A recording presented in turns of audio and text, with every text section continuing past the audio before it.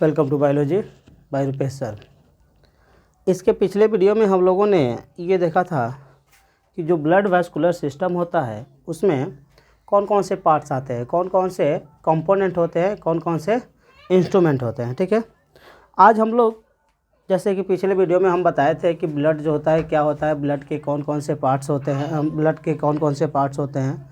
ये ब्लड जो हम लोग पढ़ रहे हैं वह कार्डियोवास्कुलर सिस्टम के अंतर्गत पढ़ रहे हैं कि कार्डियोवास्कुलर सिस्टम जो होता है अर्थात हृदय परिसंचरण तंत्र जो होता है, इसमें कार्डियोवास्कुलर सिस्टम के अंतर्गत कौन कौन सी रचनाएं आती हैं। जैसे हम बताए थे कि ब्लड आता है, ब्लड वेसल्स आता है और हार्ट आता है। ठीक है, रक्त नलिका और हृदय। तो आज हम लोग ये देखेंगे कि जो ब्लड होता है, ब्लड के कौन कौन से पार्ट्स होते हैं। जैसे कि हम बताए थे आप लोगों को कि ब्लड के कुछ हिस्से होते हैं, ब्लड के कुछ पार्ट्स होते हैं। ठीक है, तो कौन कौन से पार्ट्स होते हैं ये हम लोग देखेंगे। ठीक है, तो यहाँ पे हम लोग देखने वाले हैं आरबीसी।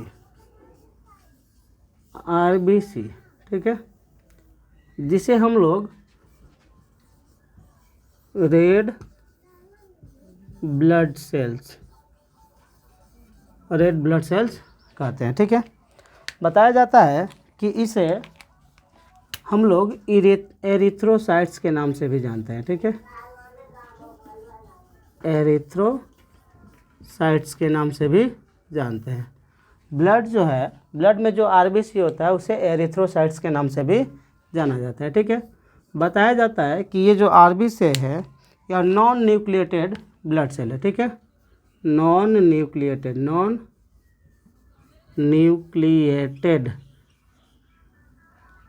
ब्लड सेल मतलब कि अकेंद्रकीय रक्त कोशिका है, इसमें कोई केंद्रक वगैरह नहीं पाया जाता है। ठीक है, फिर आरबीसी के बारे में बताया जाता है कि यह डिस्क इन शेप, इसका जो शेप होता है डिस्क शेप का होता है, DISC, disc in shape.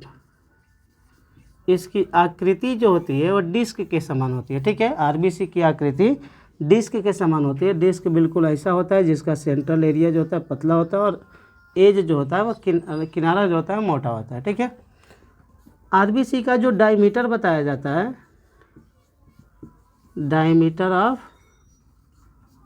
RBC is 7.2 micron. RBC का जो डायमीटर होता है 7.2 माइक्रोन होता है। फिर आरबीसी के बारे में बताया जाता है कि दीज आर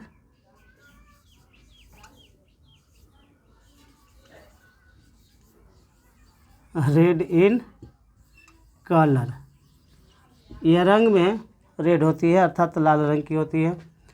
अब बताया जाता है बाबू कि इसकी उत्पत्ति अर्थात इस आरबीसी की उत्पत्ति जो होती है आरबीएम में होती है।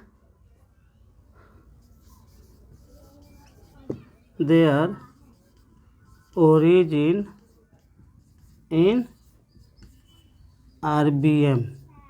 ठीक है, अर्थात इस आरबीसी की उत्पत्ति जो होती है आरबीएम अर्थात रेड बोन मैरो। आरबीसी की उत्पत्ति रेड बोन मैरो में होती है। अब आरबीसी की उत्पत्ति रेड बोन मैरो में होती है तो रेड बोन मैरो क्या होता है, तो आप लोग जब बोन के बारे में पढ़े होंगे तो बोन के बारे में बताया गया होगा कि जो बोन होता है एक बोन के 2 पार्ट्स होता है।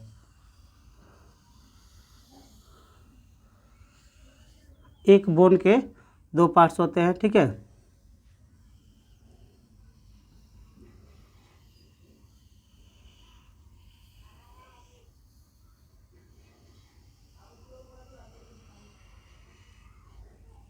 एक बोन के 2 पार्ट्स होते हैं। ठीक है, ये जो भाग होता है बाबू इसको हम लोग स्पॉन्जी बोन कहते हैं। ठीक है, इसको स्पॉन्जी बोन के नाम से जाना जाता है। इस पार्ट को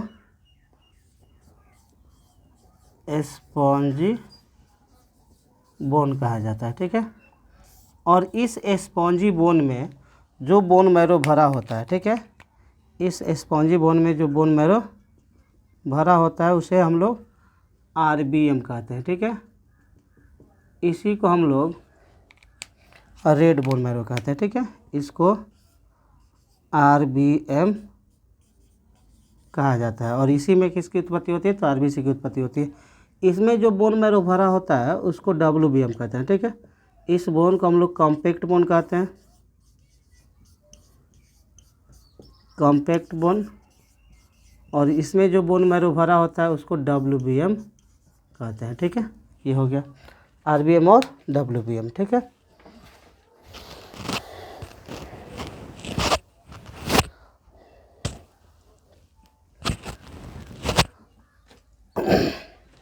अब देखेंगे कि RBC का जो लाइफ स्पेन होता है, ठीक है,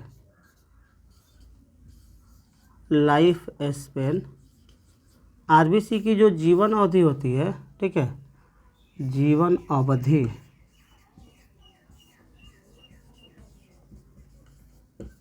वह 90 से 120 दिन की होती है, ठीक है, 90 से 120 दिनों की, ठीक है। अब RBC के बारे में बताया जाता है कि जो RBC है, ठीक है, इस RBC का जो नंबर होता है, ठीक है, मेल के 100 ml ब्लड में RBC की संख्या जो होती है वह 5 से 5.5 मिलियन पर 100 ml ऑफ ब्लड, ठीक है। मेल के 100 ml ब्लड में RBC की जो संख्या होती है 5 से 5.5 मिलियन होती है। और वहीं फीमेल में अगर बात की जाए तो फीमेल में RBC की जो संख्या होती है वह 4.5 से 5 मिलियन पर 100 ml ऑफ ब्लड होता है, ठीक है। तो ये हो गया RBC का नंबर। अब बताया जाता है कि RBC का जो सेंट्रल एरिया होता है, हमने बताया था कि RBC डिस्क शेप का होता है, तो RBC का सेंट्रल एरिया जो है यह पतला होता है, ठीक है। यह सेंट्रल एरिया पतला होता है और किनारा जो होता है यह चौड़ा होता है या मोटा होता है, जिसमें हीमोग्लोबिन प्रचुर मात्रा में पाया जाता है, ठीक है। तो RBC का फंक्शन जो है, फंक्शन ऑफ RBC, तो RBC का जो कार्य है वह कार्य क्या है RBC का? तो कैरी ऑफ या ट्रांसपोर्ट ऑफ, लिख सकते हैं यहाँ पे, transport of O2 and CO2। अर्थात RBC जो है इसका काम क्या होता है? तो RBC का काम होता है ऑक्सीजन कार्बन डाइऑक्साइड को ढोना। अर्थात RBC ऑक्सीजन को शरीर के समस्त भागों तक पहुंचाती है और शरीर के समस्त भागों से RBC जो है वो कार्बन डाइऑक्साइड को फेफड़े तक लाती है, ठीक है। तो ये हो गया RBC।